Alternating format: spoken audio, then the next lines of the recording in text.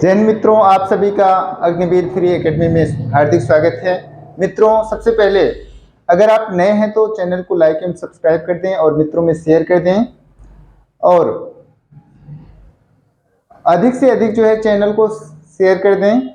Bell icon को press करना न भूलें, जिससे आप तक समय पर सूचना पहुंचती रहे क्लास की। तो मित्रों, हमने आपको पिछली क्लासेस में संविधान में राष्ट्रपति और संविधान के बारे में बहुत सारी चीजें आपको बताई। आज की क्लास में हमारा जो टॉपिक होगा वो आपका क्या होगा, तो उपराष्ट्रपति होगा। क्या होगा? आज के क्लास की जो टॉपिक है वो क्या होगा, आपको उपराष्ट्रपति के बारे में हम बात करेंगे। तो उपराष्ट्रपति का जो पद है हमारे संविधान में कौन से अनुच्छेद में है, तो आपको बताना है प्यारे साथियों। अनुच्छेद 63 में है। हम क्लास की शुरुआत यहीं से करते हैं कि उपराष्ट्रपति का जो पद है भारतीय संविधान के किस अनुच्छेद में है, तो आपको बताना है कि अनुच्छेद 63 में है। किस में है? अनुच्छेद 63 में है। उसके बाद इसकी योग्यता, उपराष्ट्रपति बनने के लिए क्या योग्यता होनी चाहिए, तो भारत का नागरिक होना चाहिए। पहली योग्यता भारत का नागरिक होना चाहिए। उसके बाद उम्र न्यूनतम उम्र कितनी होनी चाहिए?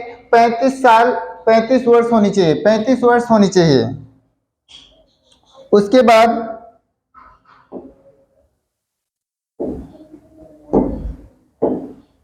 बाद जो राष्ट्रपति की अगली जो योग्यता होती है, राज्यसभा का सदस्य बनने की योग्यता रखता हो। राज्यसभा का सदस्य बनने की योग्यता रखता हो। राज्यसभा का सदस्य बनने के लिए जो उम्र है वो कितनी होनी चाहिए, तो आपको बताना है 30 साल होनी चाहिए। कितनी साल? 30 साल। चुनाव के समय लाभ का पद धारण न किया हो। लाभ का पद धारण न किया हो। पद धारण न किया हो। पागल या दिवालिया न हो। तो ये सारी आपको योग्यता है। चुनाव, उपराष्ट्रपति का चुनाव में कौन भाग लेता है? भाग लेते हैं। कहां? तो चुनाव में। चुनाव कैसा होता है? चुनाव अप्रत्यक्ष होता है। राष्ट्रपति का चुनाव, उपराष्ट्रपति का चुनाव, दोनों का चुनाव अप्रत्यक्ष होता है। अप्रत्यक्ष मतलब होता है जहां पर आप वोटिंग करने नहीं जाते हैं। हमारे आपके जो प्रतिनिधि होते हैं, जो सांसद होते हैं लोकसभा और राज्यसभा के, ऐसे लोग जो निर्वाचित होते हैं, लोकसभा एवं राज्यसभा के निर्वाचित जो प्रतिनिधि होते हैं, जो सांसद होते हैं, वो उपराष्ट्रपति के चुनाव में भाग लेते हैं। तो अगर आपसे चुनाव कैसा होता है तो आपको बताना है अप्रत्यक्ष होता है। चुनाव कैसे होता है तो आपको बताना है अप्रत्यक्ष होता है। भारत के प्रथम जो उपराष्ट्रपति थे उनका नाम था डॉक्टर सर्वपल्ली राधाकृष्णन। कौन था? तो आपको बताना है डॉक्टर सर्वपल्ली राधाकृष्णन भारत के पहले उपराष्ट्रपति थे। वर्तमान उपराष्ट्रपति कौन है? तो वर्तमान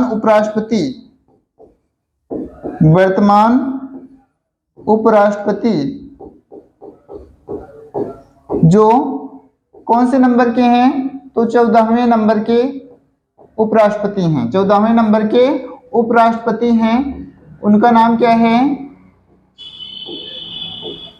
जगदीप धनखड़, श्री जगदीप धनखड़।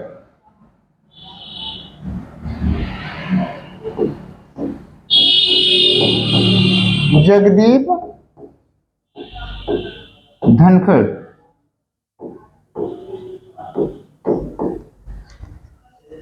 जो उपराष्ट्रपति होते हैं, उपराष्ट्रपति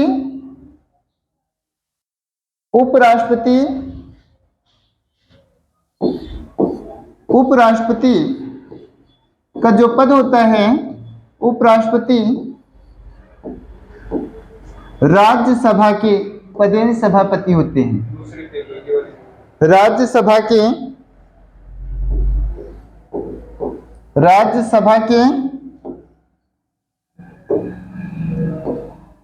पदेन सभापति होते हैं। पदेन सभापति होते हैं। राज्यसभा की कार्यवाहियों का संचालन कौन करता है? तो उपराष्ट्रपति ही करते हैं। तो अगर आपसे पूछा जाए कि राज्यसभा का पदेन सभापति कौन होता है, तो आपको बताना है कि उपराष्ट्रपति होते हैं। उपराष्ट्रपति का वेतन, उपराष्ट्रपति का वेतन, उपराष्ट्रपति का वेतन, तो उपराष्ट्रपति का जो वेतन होता है वो 4 लाख रुपए महीना होता है। 4 लाख रुपए प्रति महीना होता है। उपराष्ट्रपति अपना त्यागपत्र किसको देता है? तो उपराष्ट्रपति त्यागपत्र किसको देता है? तो त्यागपत्र जो है, त्यागपत्र राष्ट्रपति को देता है। अगर आपसे पूछा जाए कि राष्ट्रपति किसको त्यागपत्र देता है, तो आपको बताना है राष्ट्रपति किसको त्यागपत्र, तो आपको बताना है उपराष्ट्रपति को देते हैं।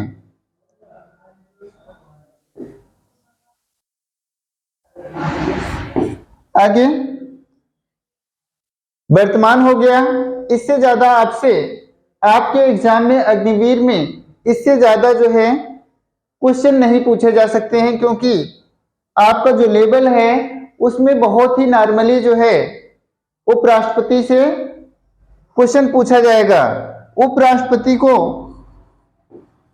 महाभियोग की प्रक्रिया के द्वारा, उपराष्ट्रपति को महाभियोग की प्रक्रिया के द्वारा हटाया भी जा सकता है। महाभियोग की प्रक्रिया के द्वारा, महाभियोग की प्रक्रिया के द्वारा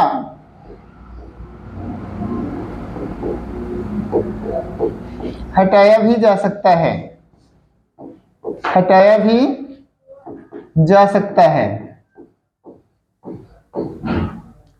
ठीक है, आगे देखते हैं। तो महाभियोग की प्रक्रिया कहां से शुरू हो सकती है? तो आपको बताना है महाभियोग की जो प्रक्रिया उपराष्ट्रपति पर लगाई जाएगी वो कहां से शुरू हो सकती है? तो आपको बताना है राज्यसभा से शुरुआत हो सकता है उसका। महाभियोग की प्रक्रिया की शुरुआत, महाभियोग की प्रक्रिया की शुरुआत, प्रक्रिया की शुरुआत अगर कहां से होगी तो आपको बताना है राज्यसभा से। कहां से?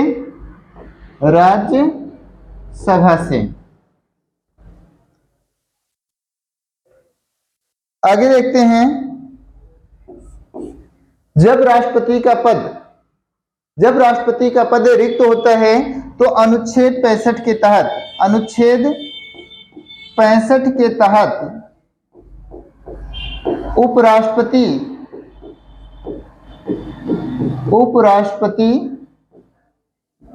राष्ट्रपति के रूप में कार्य करते हैं। जब राष्ट्रपति का पद खाली होता है, मान लीजिए कि आपके राष्ट्रपति ने त्यागपत्र दे दिया है या उनकी जो है डेथ हो गई है, तो उस समय अनुच्छेद 65 के तहत जो है उपराष्ट्रपति जो है राष्ट्रपति के रूप में कार्य करते हैं। राष्ट्रपति के रूप में कार्य करते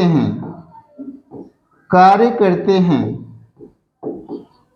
अगर एग्जाम में आ जाए कि राष्ट्रपति का पद कितने महीने तक अधिकतम जो है रिक्त रह सकता है, तो आपको बताना है अधिकतम जो है 6 महीने तक, अधिकतम जो है 6 महीने तक राष्ट्रपति का पद जो है वो रिक्त रह सकता है।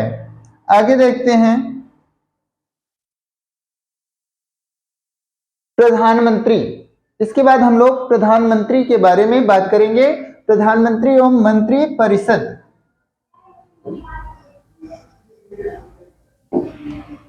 तो प्रधानमंत्री एवं मंत्री परिषद के बारे में हम लोग बात करेंगे।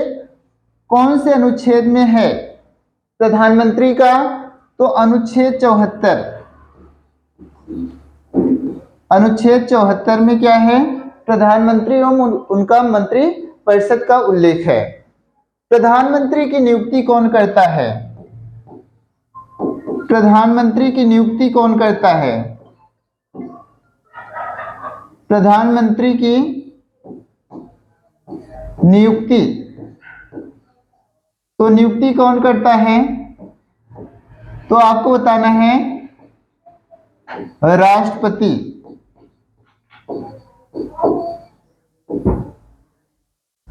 प्रधानमंत्री बनने के लिए उम्र कितनी होनी चाहिए? तो उम्र आपको बताना है। प्रधानमंत्री लोकसभा का प्रतिनिधित्व करता है। प्रधानमंत्री किसका प्रतिनिधित्व करता है? तो लोकसभा का ये सदस्य होता है। राज्यसभा के लोग भी जो है प्रधानमंत्री बन सकते हैं। अक्सर देखा जाता है कि लोकसभा के ही जो मेंबर होते हैं वो प्रधानमंत्री बनते हैं। तो प्रधानमंत्री जो बनने के लिए उम्र होती है वो न्यूनतम उम्र कितनी होनी चाहिए?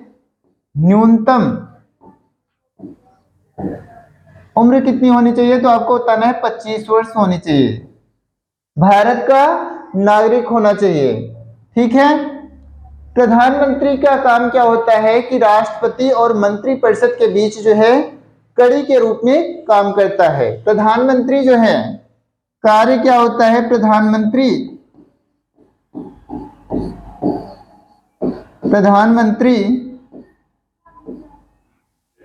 राष्ट्रपति एवं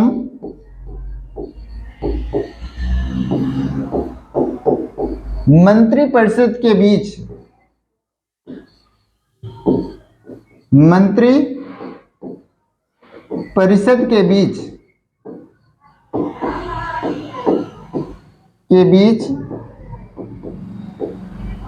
कड़ी का काम करते हैं।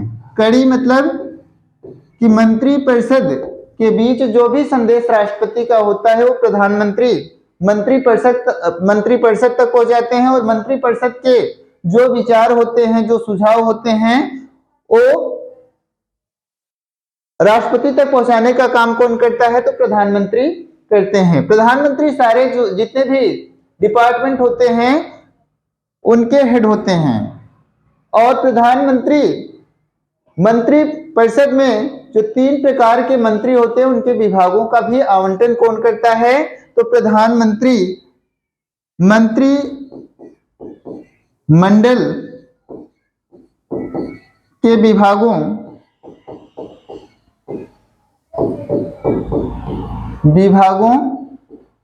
का आवंटन करना।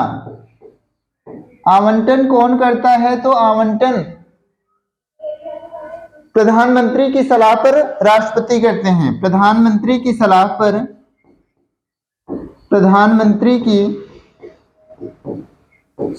पर राष्ट्रपति करते हैं।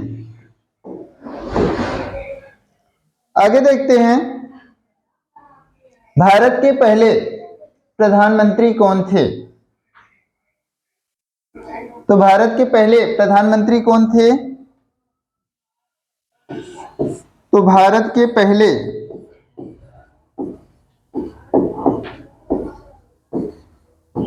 प्रधानमंत्री कमेंट करके बताइए।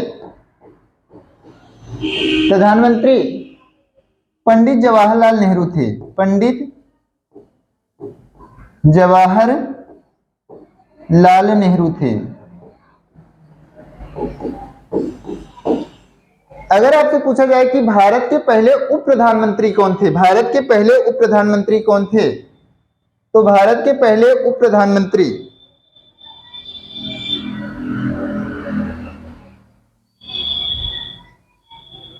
भारत के पहले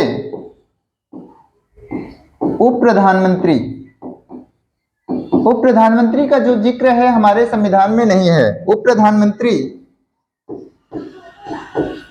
कौन थे? तो आपको बताना है सरदार वल्लभ भाई पटेल थे। सरदार वल्लभ भाई पटेल थे।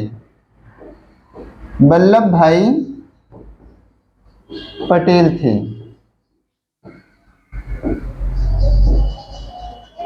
आगे अंतिम उप प्रधानमंत्री अगर पूछ लिया जाए कि अंतिम उप प्रधानमंत्री भारत के कौन थे?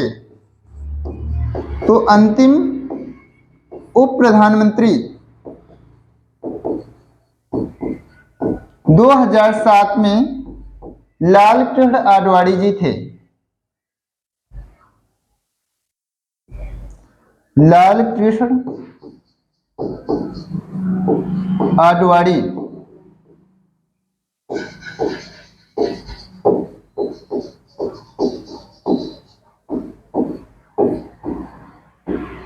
वर्तमान प्रधानमंत्री आप जानते ही हो,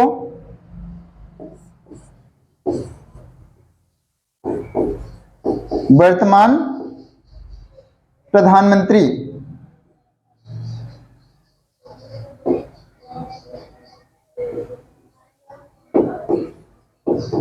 वर्तमान प्रधानमंत्री कौन है? तो आपको श्री नरेंद्र मोदी को बताना है। नरेंद्र दामोदर दास मोदी।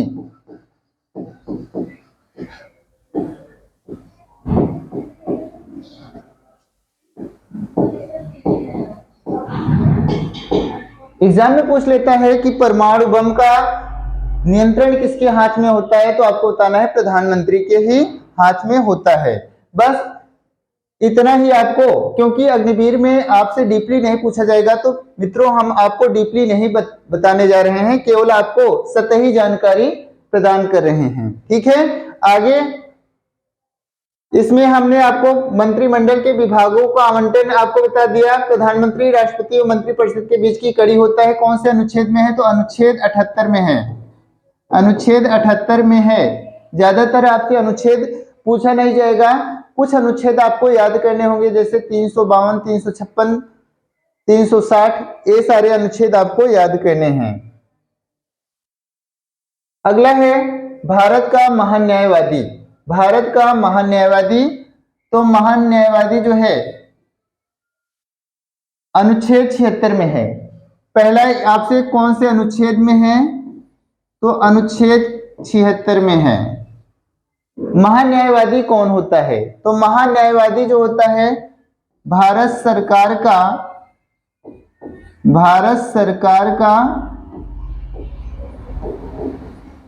एक प्रकार से कह लीजिए कानूनी वकील होता है। कौन होता है?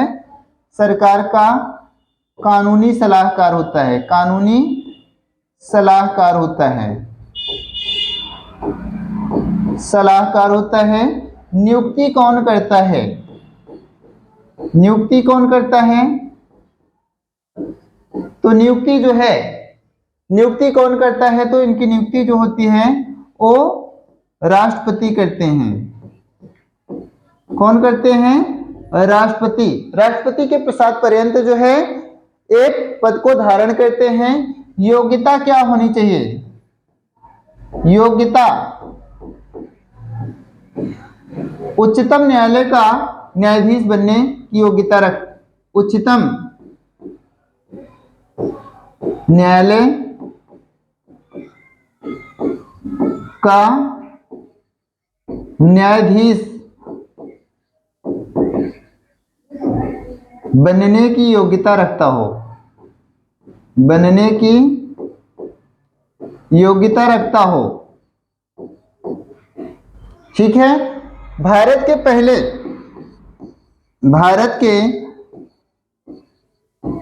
पहले महान्यायवादी कौन थे? महान्यायवादी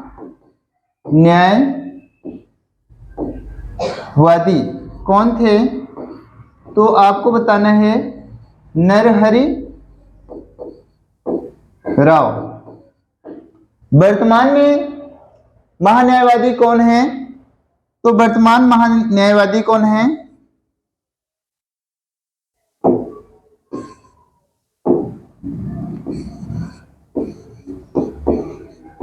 वर्तमान महान्यायवादी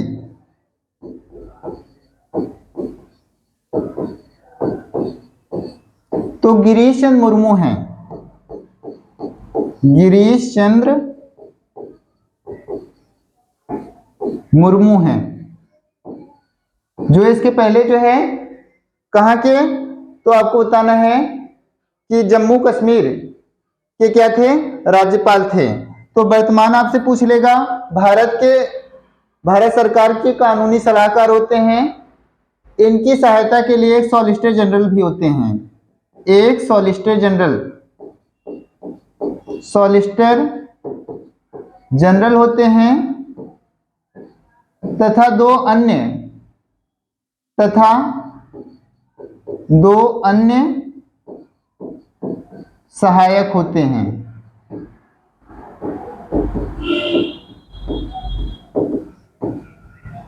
राज्य सरकार का कानूनी सलाहकार कौन होता है? तो राज्य सरकार में, जो राज्यों में राज्य सरकार का कानूनी सलाहकार कौन होता है? तो राज्य महाधिवक्ता। कौन होता है? राज्य महाधिवक्ता होता है। यह जो है राज्य सरकार का कानूनी सलाहकार होता है। इसका जिक्र किस अनुच्छेद में है? तो अनुच्छेद 165 में है। अनुच्छेद 165 में है। ठीक है, इससे ज्यादा आपसे क्वेश्चन नहीं पूछा जाएगा, डीपली हम आपको नहीं पढ़ाएंगे। यह जो महान्यायवादी होता है, यह उच्चतम न्यायालय का न्यायाधीश नहीं होता है, किंतु किसी भी न्यायालय में सुनवाई करने का इसको अधिकार प्राप्त होता है। किसी भी न्यायालय में सुनवाई करने का अधिकार प्राप्त होता है, आप इतना ध्यान रखिएगा। नियुक्ति कौन करता है? तो आपको बताना है राष्ट्रपति के द्वारा, और यह जो है अपने पद पर राष्ट्रपति के प्रसाद पर्यंत जो है धारण अपने पद को करता है। आगे देखते हैं, राज्य का महाधिवक्ता। तो राज्य महाधिवक्ता जो है कौन से अनुच्छेद में है? तो हमने आपको बता दिया, अनुच्छेद 165 में है। यह जो है राज्य सरकार का कानूनी सलाहकार होता है। कानूनी सलाहकार होता है। सलाहकार होता है।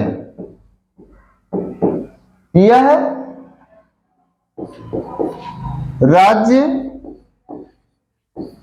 उच्च न्यायालय का न्यायाधीश बनने की योग्यता रखता हो। न्यायाधीश बनने की योग्यता रखता हो।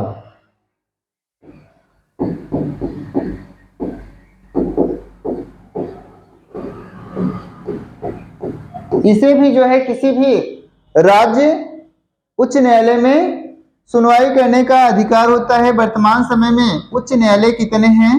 तो उच्च न्यायालय इस समय भारत में 25 हैं। उच्च न्यायालय कितने हैं? 25 हैं। ठीक है, आगे देखते हैं।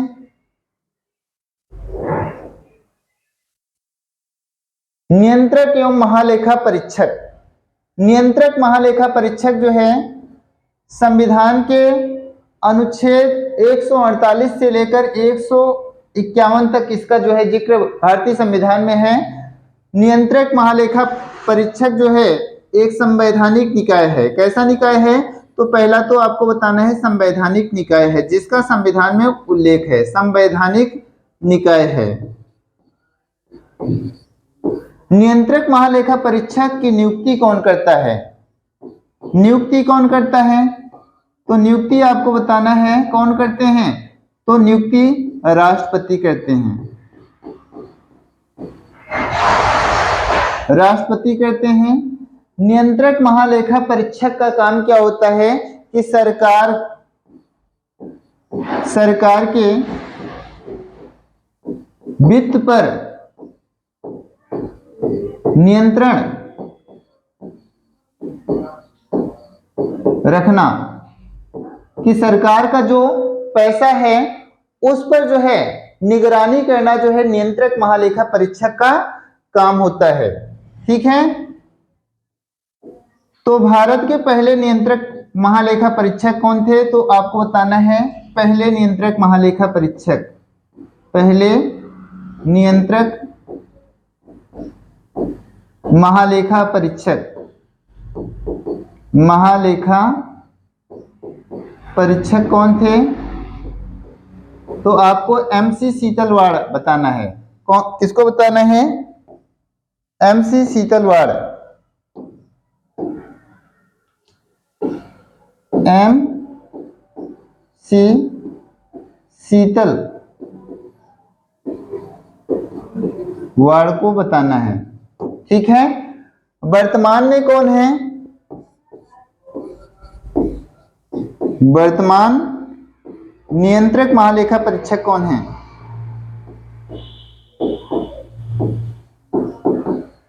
महालेखा परीक्षक कौन है? तो आपको बताना है के वेणुगोपाल। के वेणुगोपाल हैं। यह भारत के सार्वजनिक संपत्ति का क्या होता है? तो भारत की जो सार्वजनिक संपत्ति है उसका रक्षक होता है। ठीक है। आगे देखते हैं। उच्च न्यायालय। उच्च न्यायालय का जो जिक्र है वो संविधान के अनुच्छेद 214 में है। 214 में है। और अगर उच्चतम न्यायालय का पूछा जाए, उच्चतम न्यायालय का जिक्र किसमें है? उच्चतम न्यायालय का जिक्र जो है संविधान के अनुच्छेद 124 में है। 124 में है। और संविधान के अनुच्छेद 214 में किसका है? तो आपको बताना है उच्च न्यायालय का। उच्च न्यायालय हर राज्य में होता है। 2 या 2 से अधिक राज्यों के एक ही उच्च न्यायालय हो सकते हैं। तो न्यायालय 3 प्रकार के होते हैं। न्यायालय कितने प्रकार के होते हैं? तो भारत में न्यायालय जो है इस समय न्यायिक जो प्रणाली है वो 3 भागों में डिवाइड है। आपका पहला जो सर्वोच्च न्यायालय होता है,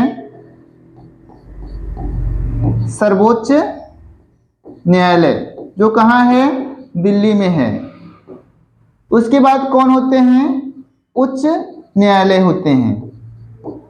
उच्च न्यायालय। उसके बाद होते हैं अधीनस्थ न्यायालय।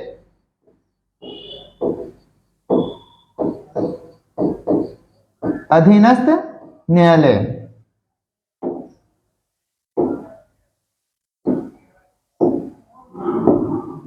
सर्वोच्च न्यायालय अनुच्छेद 124 में है। उच्च न्यायालय किसमें है? अनुच्छेद 214 में है। 214 में है। अधीनस्थ न्यायालय किसमें है? तो अनुच्छेद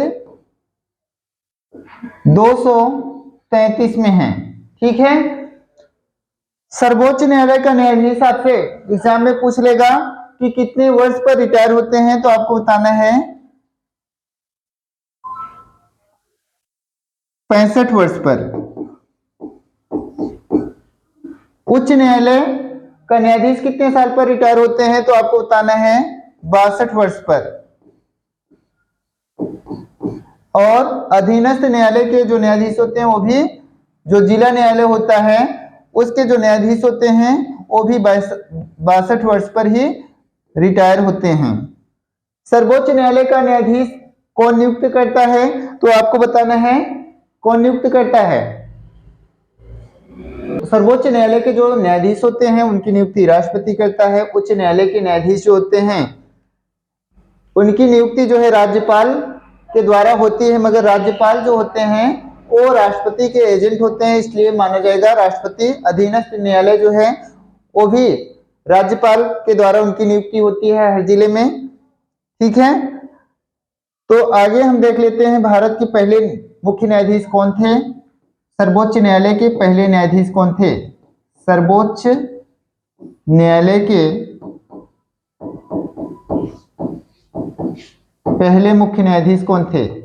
पहले मुख्य न्यायाधीश कौन थे? तो आपको बताना है हीरालाल जे कानिया।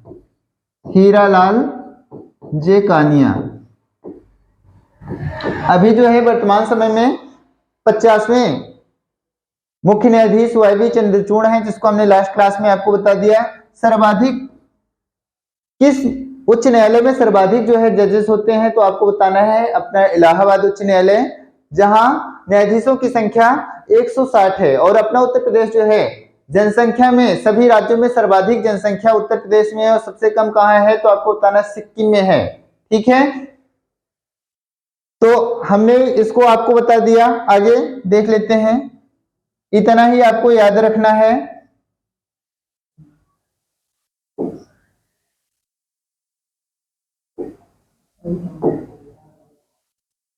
तो आज की क्लास यहीं पर हम समाप्त करते हैं मित्रों।